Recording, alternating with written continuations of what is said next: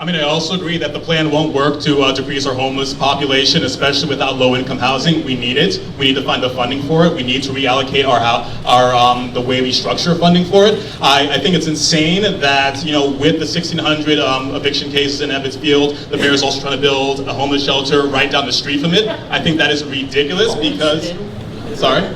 Coincidentally. Yeah, coincidentally, right? I think it is insane that the Bedford Union Armory, right down the street from people getting pushed out of their homes, has barely any affordable housing whatsoever. And yes, I do think we can look into where else these homeless shelters can go. I think there's no reason why it can go in Carroll Gardens, Park Slope, the Upper East Side. They say, we hear developers talk all the time about having a mixed community when they build these homes, and yet nobody ever talks about building a homeless shelter on the Upper East Side. I think that is insane.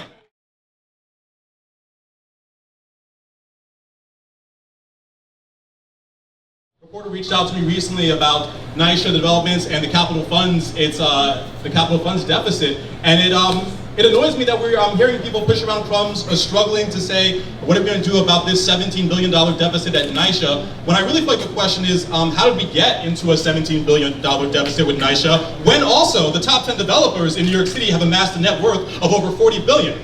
And how many Republican races have they funded to get pro-development policies passed? So, we need to, again, get their grubby fingers out of our political system and out of our communities, because then, yes, we can have the affordable housing we deserve.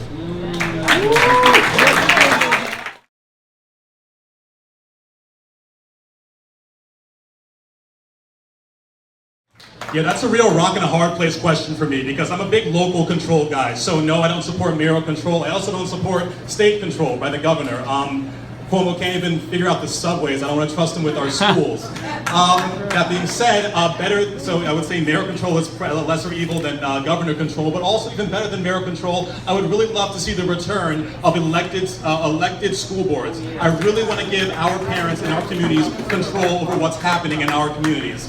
So I fully support extending STEM and STEAM before middle school to elementary schools. I think that's a great idea. I believe, as a teacher, I know that children are natural scientists, and I think the earlier we can get them exploring the sciences, the better. But let's talk about funding for that, because one, we need to stop giving money to charter schools because they are private institutions, and they get enough money from Wall Street already. They don't need our tax dollars.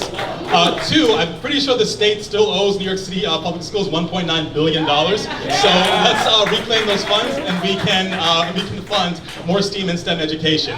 I know there are concerns about what exactly the qualifications or the standard requirements are from these STEAM programs, but as someone who's taught the SAT for the past 6 years, I can tell you high-stakes testing is not the greatest solution, especially for our specialized high schools. What they do is they increase inequality in the schools, because you can just hire a tutor, and those that can hire a tutor can get in, and those that cannot go. So in addition to that, I support finding alternatives to high-stakes testing. And in addition to just that sense of inequality, we need to figure out ways to desegregate our schools a lot better.